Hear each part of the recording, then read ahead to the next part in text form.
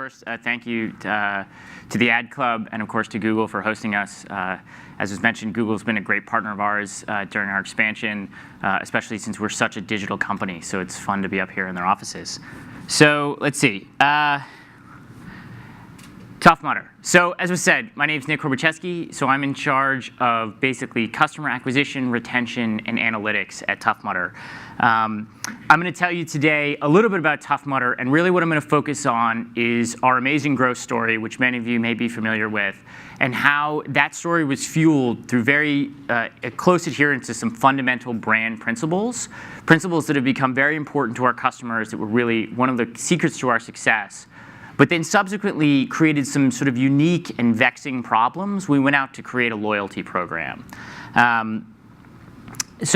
I normally start these things by asking who has done a Tough Mudder, but we've already covered that part. So I'll ask a question, which is who has heard of Tough Mudder? There we go.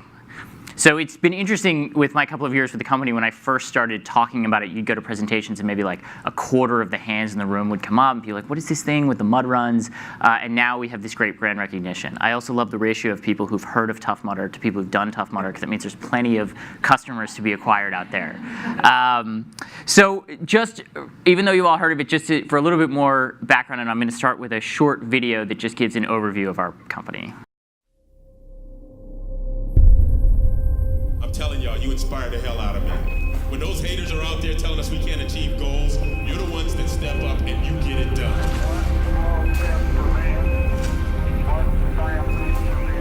You might ran a marathon, did a triathlon. Let me tell y'all something. This ain't that. That's gonna test all you got. I hope you brought it. If you brought it, give me a hoorah. Hoorah! We're gonna test your fitness today. Hoorah! Hoorah! Test your stamina. Hoorah! Hoorah! Toughness. Hoorah! Hoorah! Rari. Hoorah! Hoorah! You got mental grit. Give me a loud hoorah! Hoorah!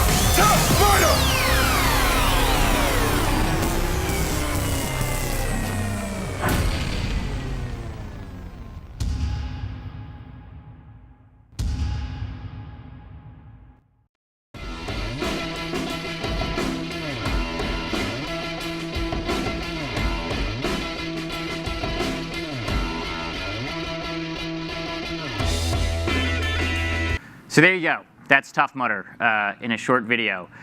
What are Tough Mudders? Tough Mudders are 10 to 12 mile military-style obstacle mud runs.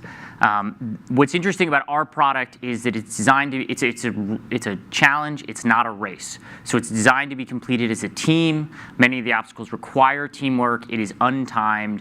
It is about challenging yourself with friends and going out and completing something. As a company, we're also a very mission-driven company. We've raised over $7 million for charities worldwide. In the United States, we partner with the Wounded Warrior Project. In the UK, we partner with a similar charity called Help for Heroes. A lot of our charities have a military focus to them. So who does these crazy things? So it's a hugely diverse set of people. You have firefighters to iBankers, you have professors, you have weekend warriors, you have endurance athletes. It's actually a much more, if you come out to a Tough Mudder, it's a much more diverse crowd than most people expect. It's about 70% men, although that's shifting pretty heavily, and it's also market specific. We saw more like 40% women this year in the US, and in Australia, which is one of our fastest growing markets, it's been more like 50-50 since we opened. one of the things I love about going to Tough Mudders is you meet the people who come out and do these things, and what has always impressed me is the stories people tell. So why does someone actually sign up to go and run 10 to 12 miles and endure all these things? And people have incredible stories. A lot of them are overcoming addiction. They might be running to support a charity for themselves or a friend who is fighting a disease. There's incredible stories of weight loss. I mean, what I love about Tough Mudder is every time I mention that I go there, someone will come up to me and tell me this personal story about how Tough Mudder positively impacted their life or the life of a friend of theirs, how it changed their lives, which is incredible for an event that only started 4 years ago and is ostensibly a fun way to go out and spend an afternoon with some friends. So one of the things that people don't often realize about Tough Mudder, we're actually the world's largest endurance event series. It's over 600,000 participants in 2013, more than that in 2014.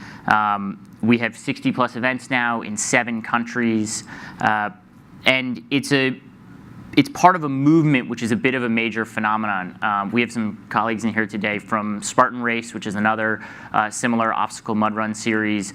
There's other events out there like the Color Run, which is sort of a 5K that is colored powder. This alternative mass running space has gotten huge in the last couple of years. And just to give you a sense of the scale, 3 times as many people will complete a mud run in the US this year as complete a marathon. So this alternative space, which was originally a niche part of the running world, has become a major part of this industry. One of the things that's interesting about these, especially compared to what people are familiar with typically, which are marathons, is this is a brand-led, high affiliation event for the most part. And to give you a sense of how that plays out, the top 5 marathons, I think, in the whole United States have a total of 290,000 followers on Facebook, and the top 3 mud runs have 7.8 million. So people have this deep affiliation with these brands. They think of themselves as a participant in this.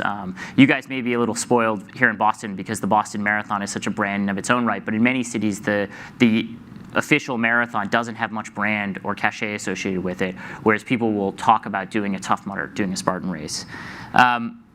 And I think in the end, that's been the secret to the success. People always ask me the same question, which is, how did Tough Mudder grow so fast? How did this space grow so fast? And I think that's a piece of it, which is this intense brand affiliation. And we did that at Tough Mudder by focusing on a couple core brand principles and really sticking to them. I'm going to take you through what some of those are, just to give you a sense of how we thought about our brand, how we chose to grow our brand. So the first of those is toughness. This one is probably the most obvious. But it goes beyond just the physical endurance and strength required to get through an event like Tough Mudder. It's also about mental toughness. One of the things that's core to Tough Mudder is you see people doing these different things here. They're jumping off high platforms. They're going through ice. They're running through electric wires. They're going through confined spaces. A lot of it is about mental grit. It's about facing your fears, facing something you normally wouldn't put yourself through, and toughing it out. The New York Times commented once that what made Tough Mudder amazing to go and watch was the drama of our obstacles. And I think that's true. I think when you see someone standing up on a tall platform about to jump into a lake who's afraid of heights, sort of having that moment where they're truly staring down their fears and then leaping off, it's incredible to watch, it's incredible to experience, and it makes the event very special. The next one is community. Tough Mudder truly is a community. When you go to a Tough Mudder, when you complete a Tough Mudder and you become a mudder, you're joining a community of like-minded people. This is a group of people who also think it's a good idea to go out and challenge themselves, to go out and be part of a team, who want that sense of accomplishment, who want that sense of camaraderie. When you've completed one, you join what we call Mudder Nation, which is the global community of people who completed our event. And you can share your story at work, at a bar, meeting friends.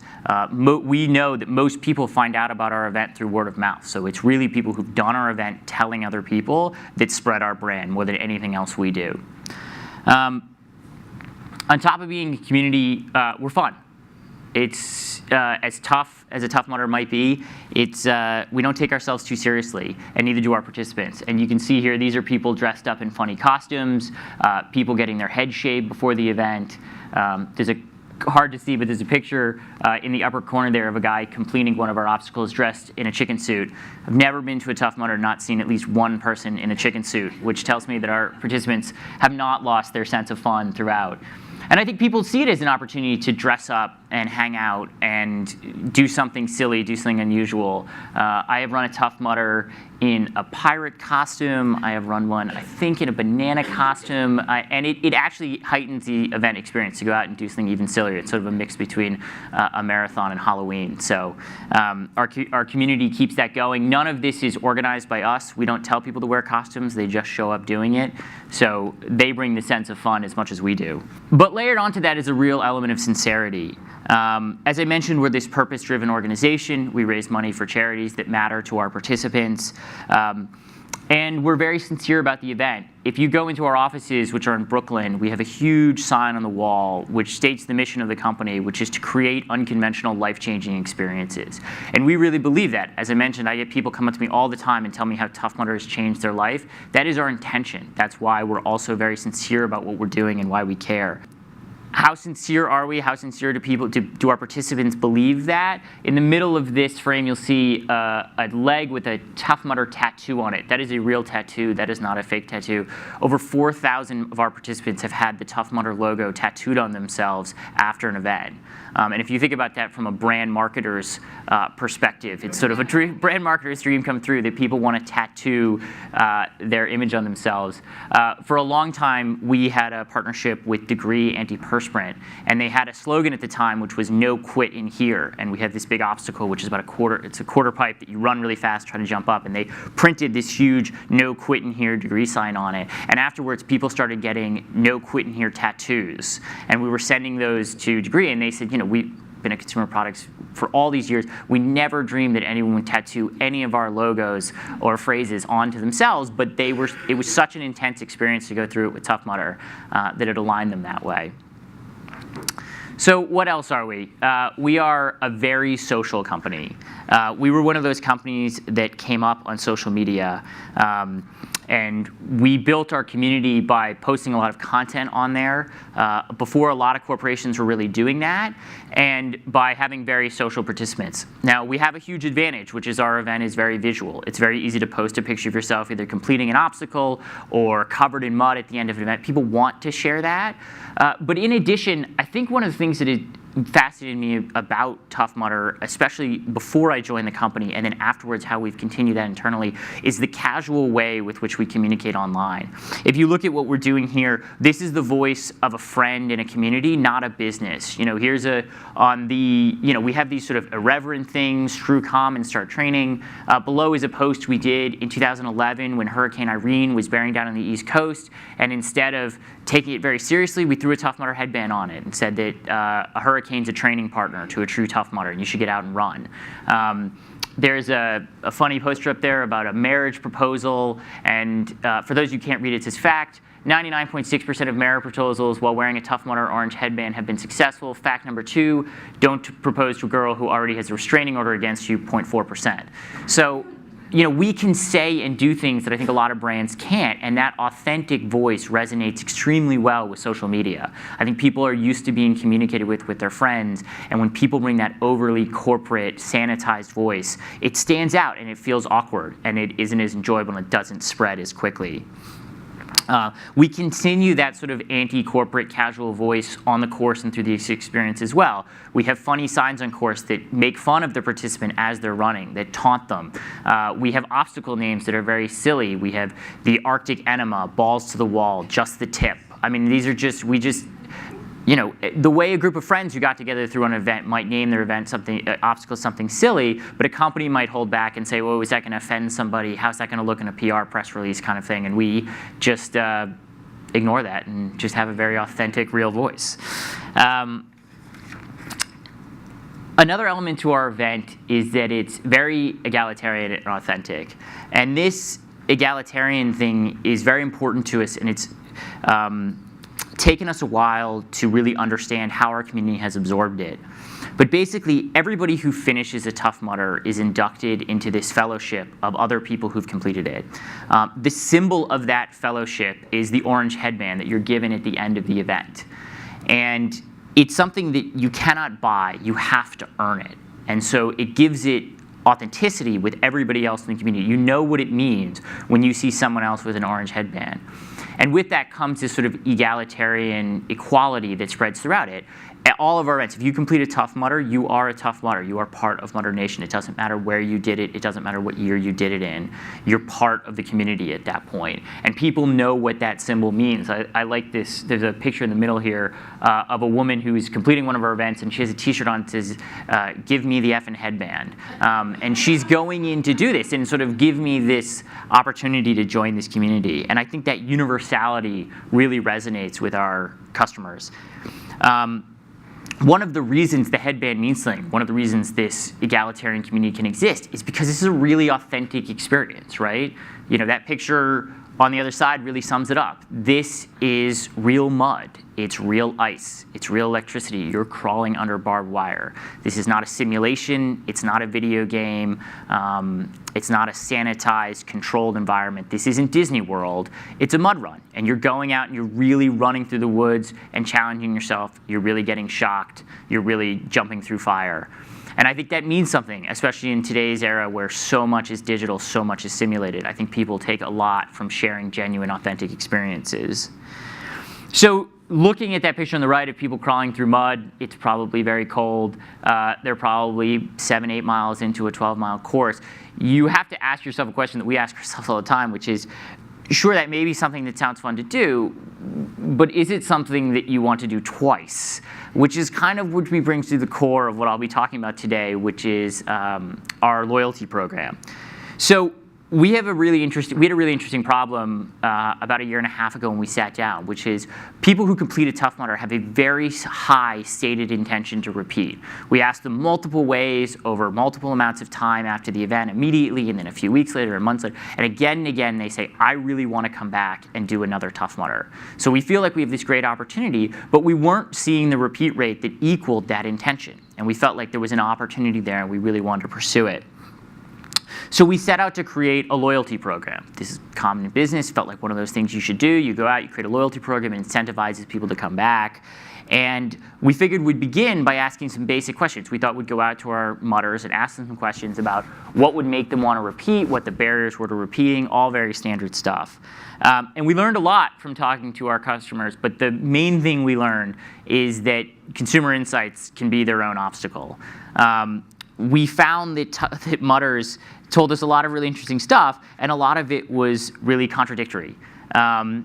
We found, as we dug into it, that those really strong brand principles that we'd really focused on, they created a lot of adherence to the product, but they also created a gap between what people expected of the event and what they really wanted, and what would bring them back to do it again. You know, and this perception gap between the brand and the event and the experience all created some dilemmas as we set out to try to create this loyalty program. I'll give you a few examples of how that actually played out as we talked to customers. One of them is electroshock therapy. So for those of you who haven't done an event, this is electroshock therapy. So it's basically a trellis that has all these wires, hundreds of wires hanging down on it. It's typically one of the last obstacles you encounter in an event. So you've just run this whole course, and you can see the finish line. And between the finish line and you is this trellis covered in wires. And running through those wires are random shocks of 10,000 volts of electricity. So you stand there, and you have to, at some point, go charging through this thing. Now, the shocks are a bit jarring, but they are harmless. But having completed 9 Tough Mudders myself, I can assure you that every time I get to the gate of electroshock therapy, I have to pause and sort of steel myself for the challenge of running through it, because it's just a mental challenge. The concept of running into a live wire is really disconcerting. And you could see the two reactions we got from this, which is, so on the right, is, this was a reaction we got a lot, which was, I will never do that again. It was so sort of shocking and disconcerting, and it took so much mental energy to get myself to do it. I would never do that again. So as a brand, you say, okay, that's good feedback. We'll just take it off course then. Then you don't have to do it again. And then we immediately got this backlash from the other people we talked to, which says, no, if you take it off course, it's not a Tough Mudder. So we had these moments with these focus groups where we're like, so you're telling us you won't do it again, but if we take it away, you definitely won't do it again. And so we had to struggle with these things. And these were the kind of back and forth where people say, this is what makes it authentic. This is what makes it real. But I'm not sure I ever want to go through that again. So it was really it was frustrating, especially when these were the same people we were talking to over and over again. Another way this played out is on that egalitarian point I made earlier. So, I have this quote up here: all mutters are equal, but some are more equal than others. That equality, the fact that the headband means the same thing to all people, and that you know what it means to complete a Tough Mudder, was really important to our participants. But at the same time, they wanted to be rewarded for having done more of them. There's a gentleman in this photo with his sock hat made of Tough Mudder headbands. I actually had the pleasure of running with this guy at an event. I was just doing an event and ran up alongside him and started talking to him. And I said, why did you make the hat? And he was like, I don't know, I just all these headbands around. But he's sort of like a mini celebrity now. He'll show up to Tough Mudder events, people see the hat. Now we see other people making the hat. And we could tell there was this urge to say, look, I've done 10 of these things. I've done 15 of these things. I'm really experienced. Recognize me in some way. So we played with all kinds of different features that might be a way to recognize and reward people for coming out to the event. And we got a lot of pushback from people who didn't like the feeling of anything that created a VIP. So, we wanted to give rewards to people, and if you think about like a typical reward, loyalty program, something like an airline, where you say, okay, you fly more often, you get to board first, or you don't have to pay for a checked bag. As we played with those concepts, people pushed back immediately, and they were like, well, then a mutter is not a mutter. Then there's two classes of mutter, and it's not the same thing. And we say, okay, well, we're not going to do that, and then be like, but I want to be recognized in some way. So I'd like something for me, but you can't do it for everybody because that would really screw it up. So we had to think about that a lot. How do you satisfy this need to be rewarded when the act of giving someone a reward immediately breaks this feeling that everybody's equal? Another way this played out was toughness. So toughness is a really interesting concept when you play in these events. Toughness is a moving target. Inherently, the toughest thing you've ever done, if you go out and do it again, is no longer the toughest thing you've ever done. And it loses a lot of the sort of huge mental barrier that most people have when they go out and do something really challenging. Once you go and do it again, you know what you're getting into, and you can sort of compartmentalize it going in. And we got this feedback, which was sort of, my first Tough Mudder was really tough, and my second one wasn't as tough, or maybe it was too easy, but the event hadn't changed at all. And people sometimes mistake this when we talk about toughness, that we're looking for this Goldilocks. We're looking for this perfect event that is just the right balance of tough, but not too tough. But that isn't actually the reality of it, because the event is going to be the same, and it's about people's mental perception of it. So we have had to deal with the fact that there is no event that is going to satisfy someone going through it for the first or maybe second time, and someone who's on their 6th or 7th Tough Mudder and says, yeah, this was the right level of tough for me. Everybody wants new challenges when they go out and try something again. And we had to think about how to do that without fundamentally changing the course experience for everybody who does it. So what was our solution? So I think we introduced a program earlier this year called Mudder Legion, which is our version of a loyalty program.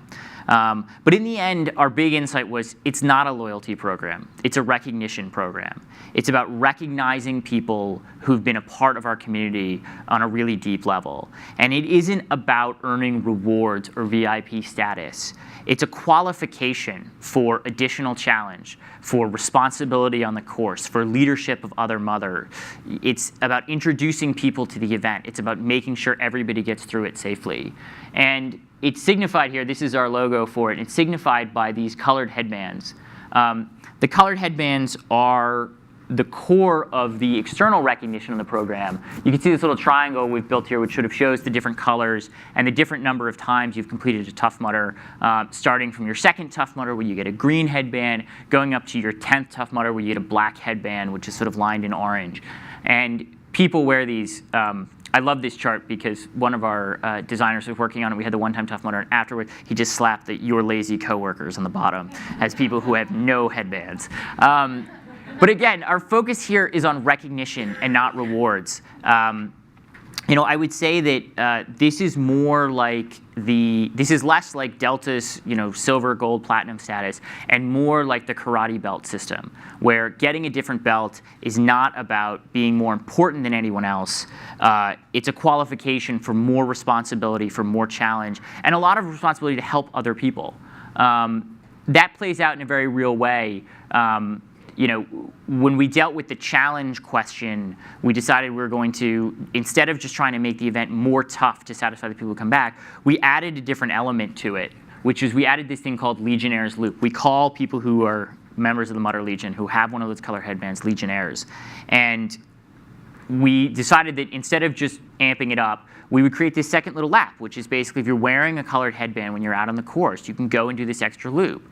And that loop gives us a ton of flexibility. It can be longer. It can have more varied and interesting things on it. We can put obstacles on it that we couldn't put on the general course because we know everyone going over those obstacles has at least experienced a Tough Mudder before. They get the concept. They understand how it works. They've used teamwork to get through an obstacle before, and they know what that means. So we can be a little bit edgier. We can be more experimental with what we're doing. And in a way, our Legionnaires love that more than anything else because they never know what they're going to get on Legionnaire's Loop, and they know that it's going to be an extra challenge. But it's also optional. You reach a point in the course where you can either continue to run the main event, or you can go off and do this diversion and do the Legionnaire's Loop. And people choose. It depends. Or they might be running with a group and decide to continue on with their group rather than going Legionnaire's Loop, or they might decide they want a little more challenge that day and go out and do it.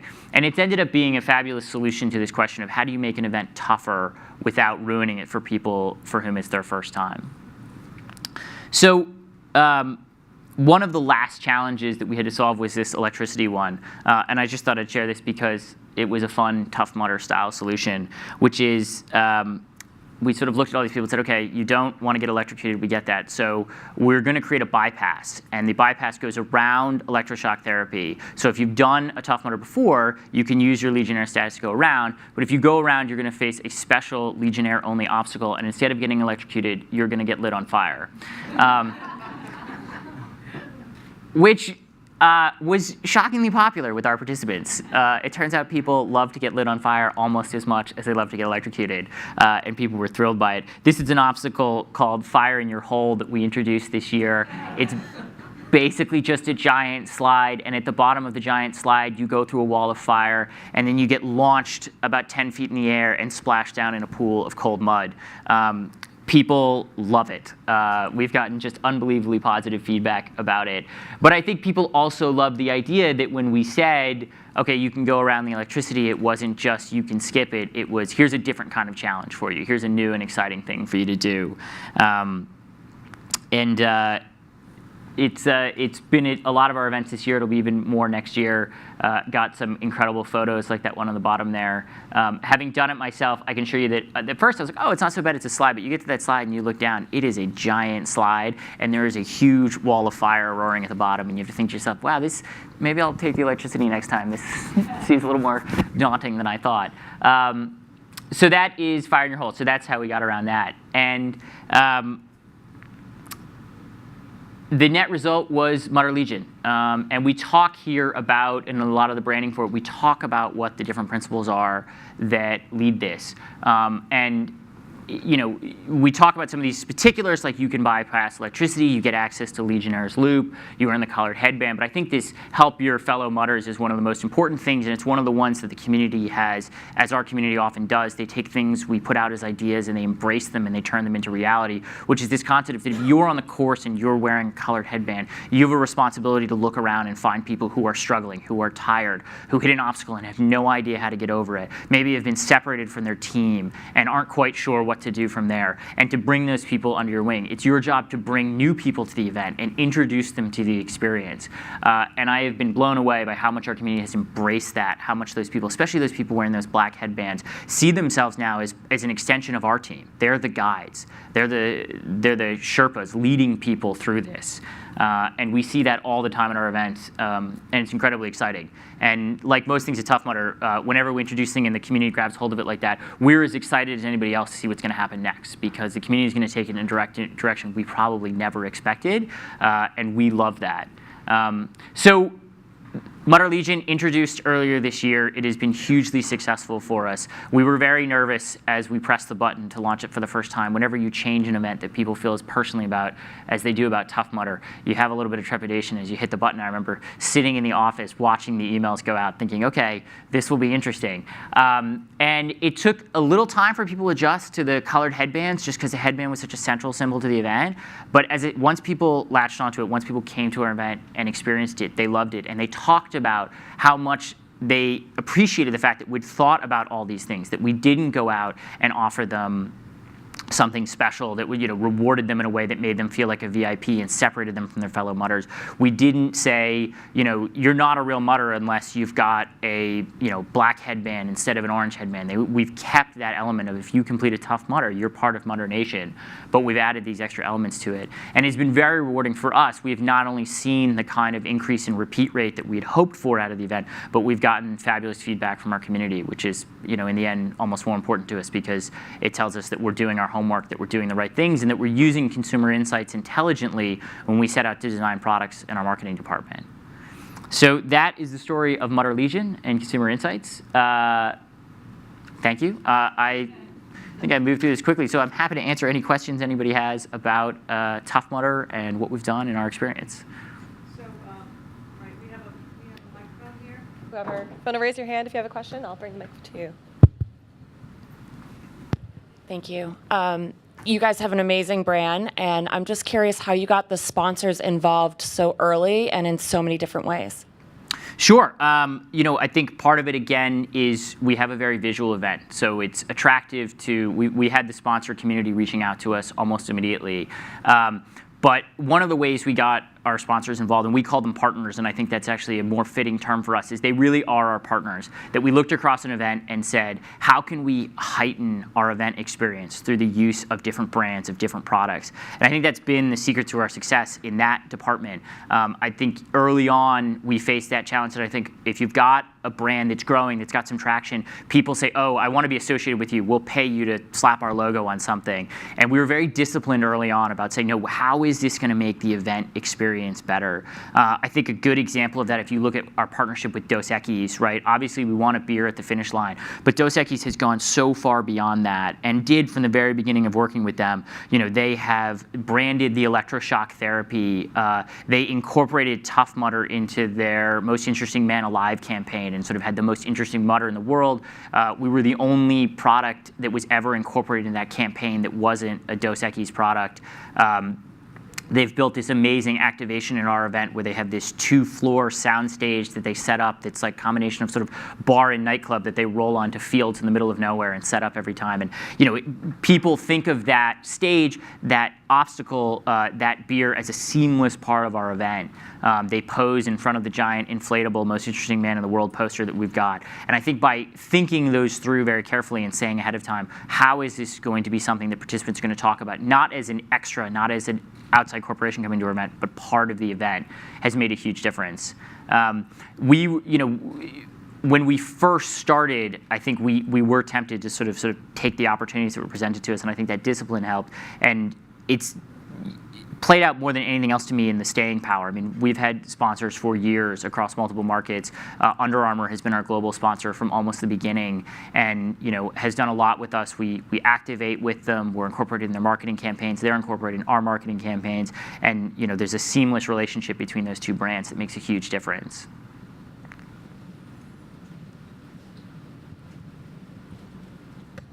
Thanks for sharing. This was great. So obviously, social is a huge part of your growth. Mm-hmm. But can you talk a little bit about some of the other marketing tactics, whether it's media? What is the strategy? How has it evolved since you launched? Sure. Yeah. So social is a huge piece of it, but obviously we do other stuff as well. If I think about how participants actually find out about our event, the number one way is word of mouth. So we're very deliberate about word of mouth, and I think that this is something that sets us apart a little bit, is that we've thought through every step of how people do our event, why people do our event, what's going to get them to talk about it, how to help people talk about it in the right way. When we look at something like word of mouth, we've done some interesting studies which show that people want to talk about their Tough Mudder experience afterwards, but there's ways in which people talk about Tough Mudder that actually are more off-putting to someone who hasn't done it yet than encouraging. And helping frame that conversation and be part of that conversation online makes a big difference to spreading the right kind of word of mouth and then amplifying that right kind of word of mouth once it comes out. Obviously, PR is huge for us as well. We're an event that's easy to talk about. We're media friendly, so people like to come out and do it, but we've been very dedicated to our PR effort along the way. Edelman is our communications partner, and they've done a great job helping us spread the brand.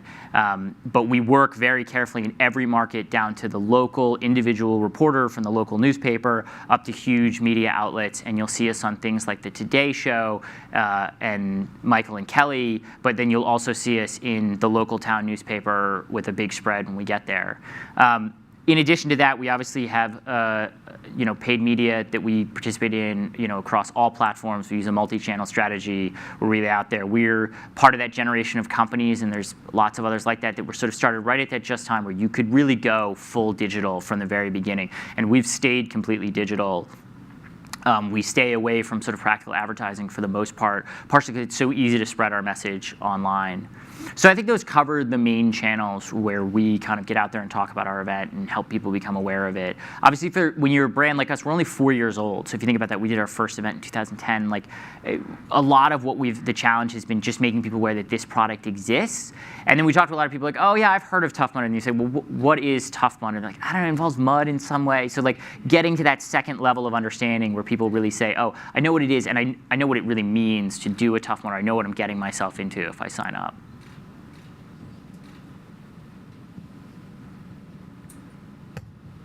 Hi, sorry. My name's Dan Shore. We actually run a sports marketing agency in Boston, advising brands on endurance sports. So you've done a phenomenal job. It's amazing what consumers say about the brand. Just had a question. You started off talking about urban and a new event or a new product. Can you talk about that at all? Sure. Just a little bit that we've said publicly. Urban Mudder, sort of, an urban version of our event. Closer to cities. Easy proximity for travel, and playing a little bit more on the city theme. We introduced our second brand last year, which is a brand called Mudderella. So Mudderella is a women's focused event. It is not women only, but it's sort of focused on the women community. We had a few of them last year. We've expanded it significantly this year, and then next year we're going to have a almost nationwide presence with them.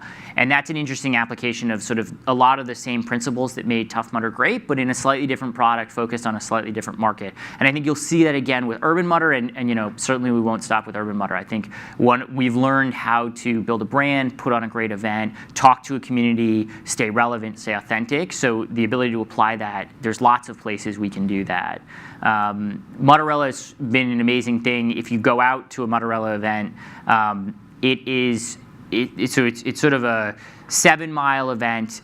It is also obstacle-based. It is also outdoors. It tends, because it's a little bit shorter, it gives us an opportunity to be closer to urban centers. One of the things that drives where we put our events is the length. It takes a lot of land to put on a 10 to 12-mile mud run, so we tend to be a little further away. So Mudderellas can be a little closer. And I love Mudderella because you go it and it has that sort of Tough Mudder feel, the sort of toughness, the empowerment, the excitement, the challenge, but it's got a different face to it and a different community, and that community has taken hold of it and run with those brand principles in a very different direction. And it's less of that sort of, the signs on course aren't insulting, they're encouraging. And that's driven by the community. The start line speech isn't that hoorah, go out and kill it. It's sort of we're going to get through this, we're going to do it together. And to see the application of a lot of the same techniques that help us grow Tough Mudder in a completely different market is amazing. And it makes me really excited about the future. Great, so amazing presentation today, and quite frankly, you did something that my wife's been trying to do for a long time, is get me inspired enough to go do one. And there's no way that I'm going to walk out of here and not go sign up, so great job. But one of the things about this brand is, to your point, it's it's inherently social. People want to talk about that. I work with a lot of companies where that's a scary, scary notion, the fact that a lot of people could talk about their brand if they start to really focus their efforts in some of these channels. And so for me, again, working with CMOs that are very comfortable with the paid space and all of that, what have been some of the things that you've found or kind of learned along the way about really jumping into social as the crux of what you're doing? What are some of those nuggets around it's okay, or what are folks that are talking bad about your brand? How can you use that potentially in a positive way? What have you found that? Yeah, I mean, certainly even for us, there's scary elements of being on social, right? You are giving up control. The nice thing about paid media is they see exactly what you want them to see when you want them to see it. And when you go on social, that isn't the case. And someone can repost you with a comment that is completely against what you want to see. And we've all certainly seen examples of companies that have put out social campaigns and had it be hijacked by the community. I think, I talked a little bit out on the social slide that, for us, part of it is really authentic to your community and speak in their voice. And don't curb yourself saying, oh, but this is going to be out there for everyone to see, and we shouldn't say it that way. Let's edit this down to sort of water it down. I think people are really sensitive to that. And we remind ourselves all the time that when people see a Tough Mudder post, especially in a feed, they are seeing it above and below a friend of theirs, right? Someone they know personally who's sharing something that is relevant to them. You need to be doing the exact same thing. I also think you just have to let go of the idea of control, right? You are going to have something you say get hijacked. You're going to have really negative things. We are very fortunate in that our community is very strong. So when someone comes out and goes really negative with something, the community is the person who responds. It's not us as Tough Mudder. It's people, it's the brand advocates who come out and say, no, that isn't true, or that isn't accurate, or that isn't how I see it. And we also have to be realistic with ourselves. If something comes out that we don't get that reaction, the community doesn't jump in, maybe we're off base. Maybe we're not reading it correctly. I am surprised as how much I talk to other people who love consumer insight and analytics as much as I do, but then we talk about social and this concept of getting immediate negative feedback that isn't wrong. Like it ends up, oh, the consumer's right. Uh-oh, how much they want to shy away from that. And I think I find that hard to reconcile. I think if you love consumer insight, if you really want to hear what your consumer thinks, and you really want to let that drive your decisions, I mean, I think you could see the way we did that with something like Mudder Legion. That is not the program we set out to create, but it's the program we ended up with when we really listened to our consumers. Social can let you do that real time every day. And you have to balance that with a little bit of that 10,000-foot view, so you're not just following, going down every rabbit hole that comes up on social. We have a great social team. We talk a lot about responses to posts. I think it's the other thing, you have to be fairly disciplined. It can be very easy to get in the habit. We throw an Instagram up every day, but if you don't step back on a regular basis and really go through in detail, well, these are all the comments. What are people really saying? Are they really happy about this? Are they really frustrated about this? What does that mean we should do about it? And I think that's the other big piece for us is we try to be incredibly disciplined about our social program, and it makes a big difference. Hi, great presentation. Question for you. It's a mind-blowing that you guys weren't around 5 years ago. Right. Just 4 years, you've accomplished all this. And I guess to a large degree that speaks to the entire obstacle racing industry, if you will. Where do you think it all is in 5 years or 10 years? And what might, do you think there's another big thing coming? Because, 5 years ago, none of this existed. So right. Is there something else you see coming down the pike, or which may even be where Tough Mudder morphs? Yeah, I think, obviously this has been a huge explosion, and it would be naive to say that we can predict where it's going, because I don't think, 6-7 years ago, most of the people who are on our team would have sat down and said, oh, this is going to be a huge revolution to the way people go out and enjoy endurance events. I will say the industry has evolved a lot in the last 4 years. So our founder, Will Dean, when he started the company, he made a list of identifiable competitors. I think he had like 5 or 6 people on the list. And we now keep a database that has hundreds, probably at this point it's in the thousands of people who put on similar type events. Our industry is going through, I think, that sort of explosion of an early industry where you have a lot of fast followers, and now we're passing out of it. If you really read the news on this space, you'll see a lot of companies failing. So in the past year, not only have a lot of the sort of small regional people started to fail, but a few of the national players have failed. People who kind of got over their skis, or their events just weren't attracting the people they needed to. So I think there's going to be a natural thinning out of the industry where people who put on great, attractive, fun, sort of brand-led events will continue to grow, and a lot of the smaller players will go away, and that will take some of the noise out of the space. And I think that will actually give an opportunity for everybody who's left to really focus on what they're doing and make the event space even better. I think that you'll see a diversification of event types now that people, what we've built as an industry, and I would include everyone who's out there putting on great, safe events, is a lot of organizations that can put on amazing events anywhere in the world under traditionally adverse circumstances, and that can be applied in so many ways. As I said, when I walk into work every day, I don't see a sign that says like "Be tough" or "Tough Mudder." It says "Create unconventional, life-changing experiences," and that's what we think about. And I think we've proven the power to do that. And now we've got organizations where, we're still young, but we're now 4 years old. We have a lot of reps on our event. We've put on hundreds of events, and we can now put on events anywhere under any conditions. And I think that this sort of sky's the limit on what we can do with that. And a lot of other companies in our space with similar levels of experience, similar levels of imagination. I think the consumer ends up winning in this, because you'll see a huge variety of event types all over the globe.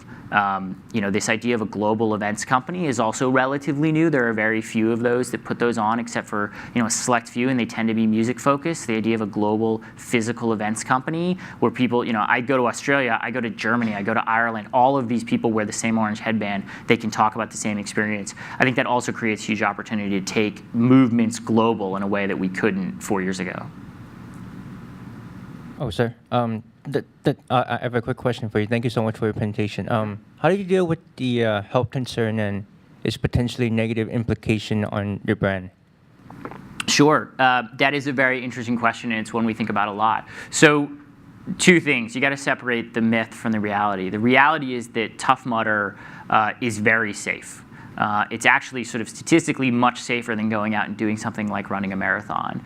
We have a health and safety page that includes all these stats, and you can go look at it if you want. But the summary is it's actually much safer. And one of the reasons is because we're extremely disciplined about controlling that environment. Tough Mudder has done some amazing things on the health and safety side, and we've worked closely with people like the New York Road Runners Association that puts on the New York Marathon. And I think we've rewritten the book on what it is to have a mass participation running event safety protocol. And I think that plays out in the relatively low injury rate at our events compared to other mass running events. So our events are actually tremendously safe. Now, we struggle a little bit with messaging that, because if you over-message how safe your event is, it takes out a little of that sense of adventure, a little of that sense of risk. So we think very carefully when we talk about safety. But if nothing else, now that we've got 4 years of history, hundreds of thousands of people a year completing our events, in the end, word of mouth wins. That the number of people who you encounter that say, "Oh, I did a Tough Mudder and I really got hurt," we don't hear that story a lot. That's such a minuscule number of people, and they're treated to such a high standard of care if they are hurt, that we don't get that feedback. People say, "Oh, I don't know, my friends say it's really dangerous." Anyone who's done a Tough Mudder will immediately, no, it's fine. You don't even worry about the safety thing. I thought about that before I ran it. Now I don't think about it anymore. But I think from a brand marketing perspective, we think about it more of this question of how do you do that without just watering it down. We're not Johnson & Johnson. We're telling you how safe everything we do is to the nth degree, because that's not that much fun. So we play with it. But yeah, I mean, we're really proud of what we've done on the health and safety side. And I think if you look back on the legacy Tough Mudder will leave on the industry of running more than anything else, I think where we will be remembered is what we did on safety protocols. And that is not my world, thankfully. It is the world of our operational delivery teams, which have really reinvented that from scratch. And a lot of those people came from the Olympics, so we've borrowed a lot from that community, and then other mass running events came over and sort of brought together this special community that had never really been put to a challenge like this before. It's never really been worth writing a dedicated safety protocol if you put on one major marathon a year, but when you're putting on 60 plus of these things all over the world with different teams and different construction managers, different course supervisors, you really need to get that very disciplined. We could take one more question if there is one. We're just about out of time. Every question's been answered. Perfect. Thank you very much, Nick, for a really insightful presentation. Thank you. Definitely appreciate it.